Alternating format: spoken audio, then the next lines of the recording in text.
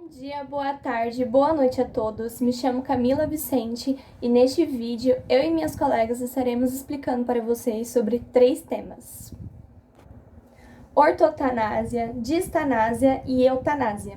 Esses 3 temas serão explicados por minhas 3 colegas e esse vídeo está sendo feito por conta que o nosso professor de filosofia, chamado Kesley, nos pediu para estarmos gravando esse vídeo como nota do 4º bimestre, explicando para vocês o que significa, o que é, como funciona e etc. Então, a seguir vocês irão ver as explicações.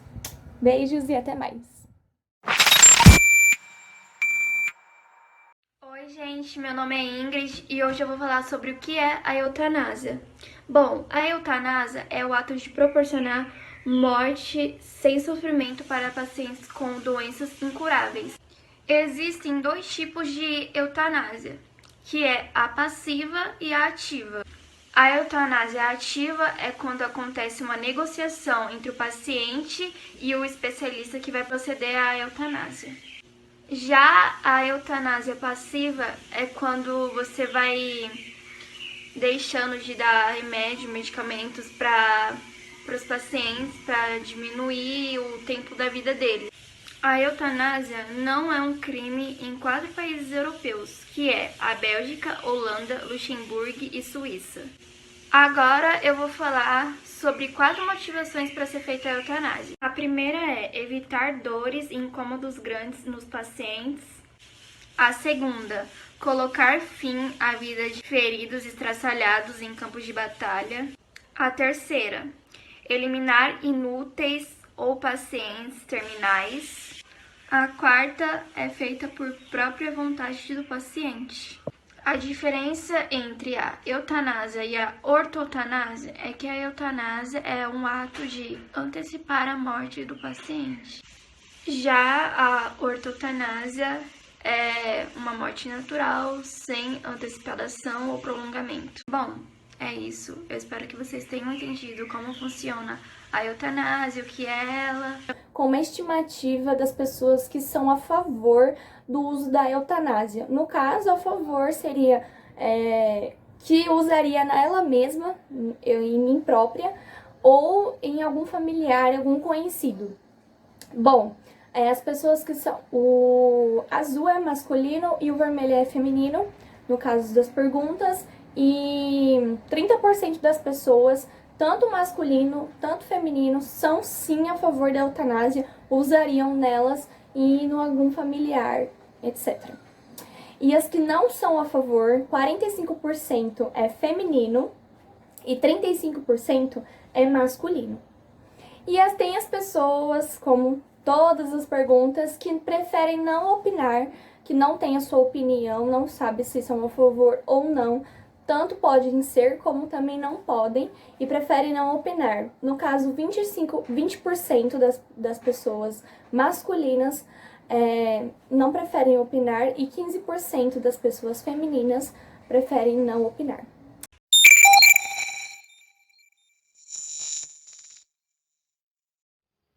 Olá pessoal, boa tarde, tudo bem?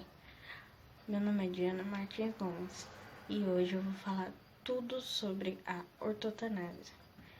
Eu vou começar falando sobre o que é a ortotanásia. A ortotanásia também é chamada de eutanásia passiva. Consiste em aliviar o sofrimento de um doente terminal, suspensão de tratamentos que prolongam a vida, mas não curam e nem melhoram a enfermidade.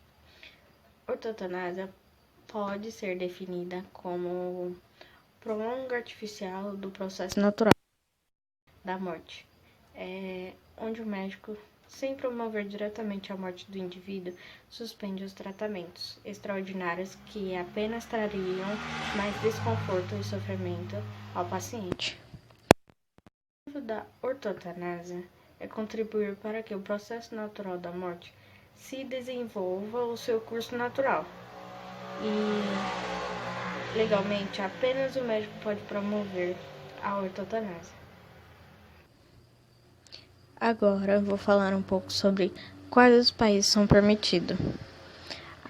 Eu pesquisei e a maior parte do mundo é permitido a ortotanásia. Então, eu vou explicar um pouco do que eu entendi. Apesar da complexidade do tema e das polêmicas levantadas, a ortotanásia precisa ser ainda discutida no plano jurídico com o auxílio da ciência médica e de seus profissionais. Deve ser considerada a opinião do médico e principalmente a vontade do paciente em estado terminal ou sua família. Quando houver o desejo de interromper o tratamento, a autonomia individual deve ser respeitada, uma vez em regra, ninguém sabe o que é melhor a si, mesmo do que a própria pessoa. A norma penal deve ser interpretada de acordo com a lesão ao seu jurídico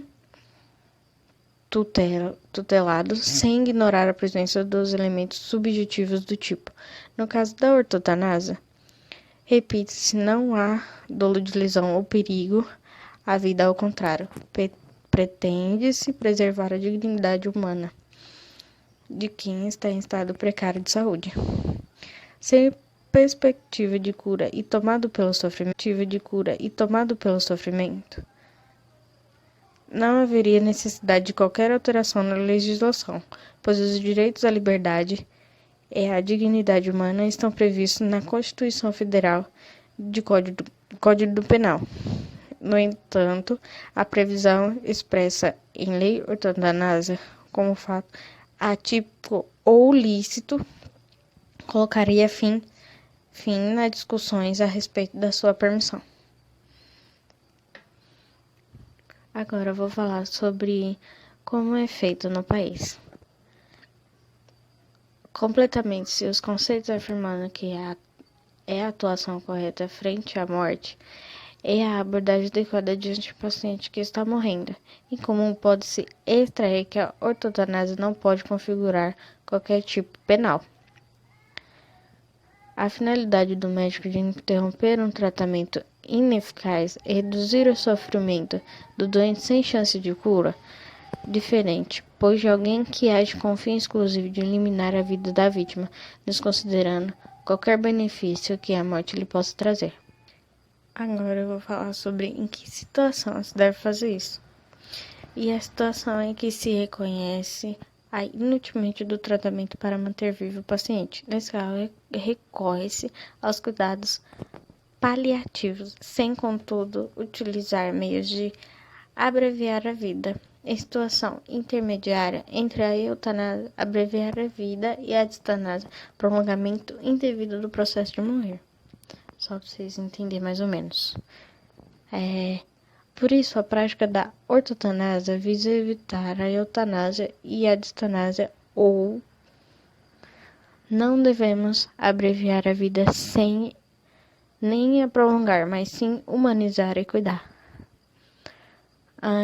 Segundo a Resolução 1805 de 2006 do Conselho Federal da Medicina, CFM, é o procedimento pelo qual o paciente em fase terminal ou seu representante legal decide renunciar ao uso de terapêuticos considerados invasivos e o médico limita ou suspende os procedimentos de tratamentos dolorosos e prolongados para amenizar os sintomas que acarretam o sofrimento. Portanto, essa prática é apresentada como manifestação da morte boa ou morte desejável. Agora eu vou dizer sobre a morte, a dignidade da pessoa. A morte digna, dizer sobre a morte, a dignidade da pessoa. A morte digna diz respeito à dignidade da pessoa humana, base dos princípios da bioética e da ética médica. Pressupostos de grande valor que devem ser respeitados na prática clínica. A morte digna efetiva o respeito à dignidade do enfermo, não mantendo artificialmente conectado a aparelhos, entubado, com respiração assistida. Na tomada de decisão sobre a suspensão do uso de meios desproporcionais, a morte digna do paciente poderá ocorrer em ambiente hospitalar ou residencial sempre na presença dos entes queridos. É mais ou menos isso. A pessoa decide se ela quer morrer ou não. E na distanásia há uma grande diferença. A distanásia é que os médicos tentam manter ela viva por meio de aparelhos, de remédios. E a ortotanásia é uma morte natural. A pessoa mesmo decide se ela quer morrer ou não. Então esse foi meu vídeo. Bye, tchau! Bom, galerinha, como vocês podem ver aqui ao meu lado, aqui está uma tabela onde fala das pessoas que optam ou pela dinastásia ou pela ortotanásia. Bom, sim, tem gente que opta por uma das duas. Então, em uma estimativa que fizemos, 122 pessoas optam pela dinastásia e 62 pessoas optam pela ortotanásia.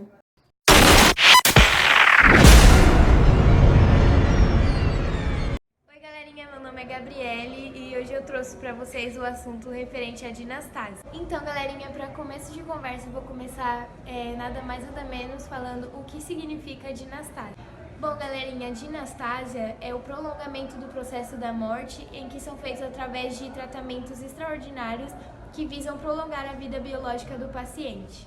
Infelizmente, a dinastásia ela ocorre no Brasil frequentemente e assim foram sendo espalhados pelo mundo. Em minha opinião, eu acho que a dinastásia ela não deve ser usada contra a decisão do paciente, porque isso seria muita falta de respeito a todos os familiares que acompanham esse processo ao decorrer do sofrimento da outra pessoa. Então é muito desagradável para um familiar ou para alguém próximo dessa pessoa ficar vendo e acaba se tornando tanto uma tortura para a pessoa que está ali passando por uma fase de dor e sofrimento, porque mais dias de vida mais dias de dor para essa pessoa. Em minha opinião, os agentes de saúde que produzem esse tipo de processo, eles devem no máximo ter ética e respeito à opinião do próximo, ou seja, não ficar forçando o paciente a sobreviver a uma morte que seria dolorosa para ele mesmo. Bom, gente, diferentemente da ortotanásia, a distanásia, como já dito no início do vídeo, ela é uma morte prolongada, e já a ortotanásia, ela é uma morte natural. Bom, galerinha, esse foi nosso vídeo. Espero que vocês tenham gostado e entendido todas as explicações das minhas colegas. Beijos, fiquem com Deus. Tchau, tchau, galerinha!